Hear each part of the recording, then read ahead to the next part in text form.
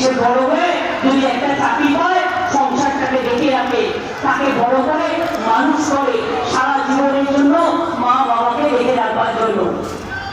অথচ দেখুন বললো বোমা পাঠাবো, কি বোমা পাঠাবে না, তো 26,000 লোকের চাকরি খেয়ে নিয়ে নাচছে, নাচতে নাচতে বলছে ভিন্দাক ভিন্দাক না, বোমা পাঠাচ্ছে বোমা।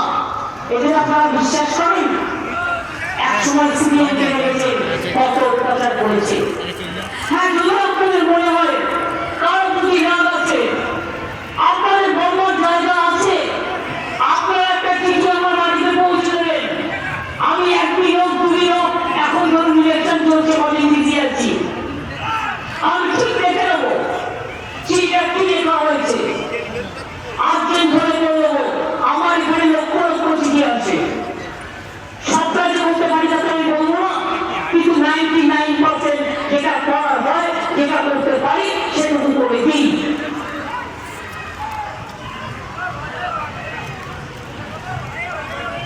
তাহলে আজকে হরিয়ানার কৃষকরা বলছে বিজেপিকে ঢুকতে দেয়নি হরিয়ানায়, জানেন তো কেন ঢুকতে দেয়নি? দেখো, কৃষকরা যখন আন্দোলন করছিল তখন ওদের রাস্তা কেটে দিয়েছিল, যাতে ওদের গাড়িগুলো যেতে না পারে। সেই জন্য বললো তোমরা আমার গাড়ি কিনে নেবে, গাড়ি রাস্তা কেটে দেবে, তোমাদের ঢুকতে দেবো না। বিজেপি কাউকে হরিয়ানায় ঢুকতে দেয়নি। আগে গরম করে বলতো ইসবার 400 পার। আমাদের ইলেকশনের সময় বলেছিল আমাদের এখানে 294 সিট ছিল, ইসবার 200 পার, 80ও পার হয়নি।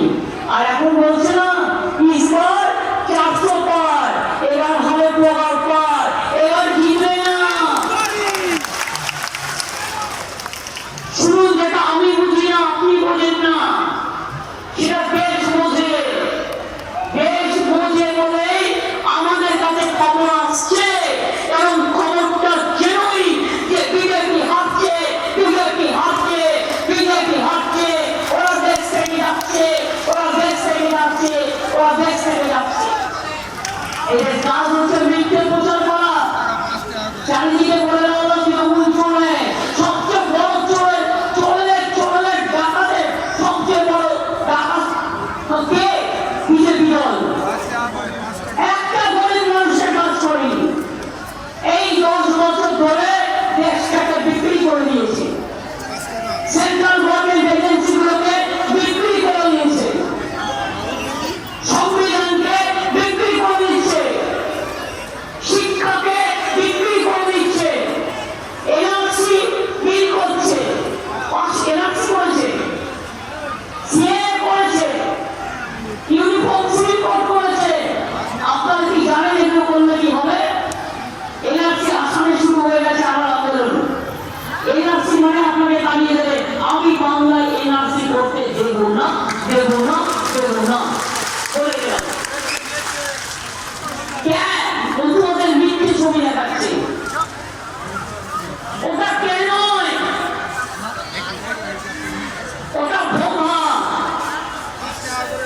মানুষকে কারানো একটা মিষ্টি ছলনা ছবি সাজিয়ে তৈরি করেছে, যে মেরে সেই বিদেশি হয়ে যাবে। 3 নম্বর ইউনিফর্ম সিভিল কোড। আপনারা কি জানেন তপশিলীদের সংরক্ষণ তুলে দেবে, ওবিসিদের তুলে দেবে, আদিবাসীদের তুলে দেবে, সংখ্যালঘুদের অস্তিত্ব তুলে দেবে। আমরা যারা হিন্দু, আমরা ওর থেকে রেহাই পাবো না।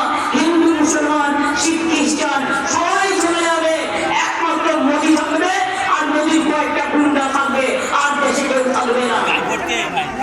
আজকে ভয় পেয়েছে, তাই মিথ্যে কথাটা আগে বলছে যে মুসলিমরা নাকি তপশিলীদের সব সংরক্ষণ কেড়ে নেবে। এটা একেবারে বাজে কথা। মুসলিমরা আপনার সংরক্ষণ করবে কেন? এটা আপনার সাংবিধানিক অধিকার তপশিলীদের, তার কারণ এটা বাবা সাহেব আম্বেদকর সংবিধানে পড়ে গেছে। কেউ কারো অধিকার করতে পারে না। আর সংখ্যালঘুরা কাজ করবে, আপনারা এটা বিশ্বাস করেন? এটা কখনো হতে পারে না। ওদের নিজেদের ওবিসি রিজার্ভে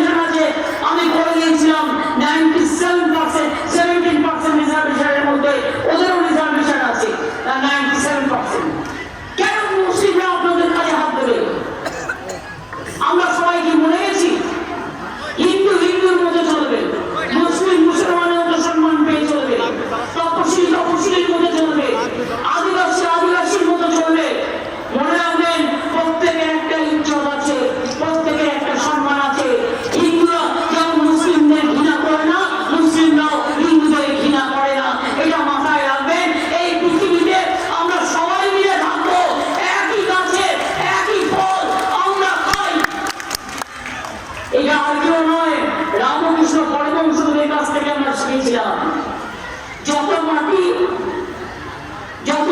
তত টাকা। তিনি বলেছিলেন যে মাটি টাকা, টাকা ফাঁকা মাটি, মাটি টাকা।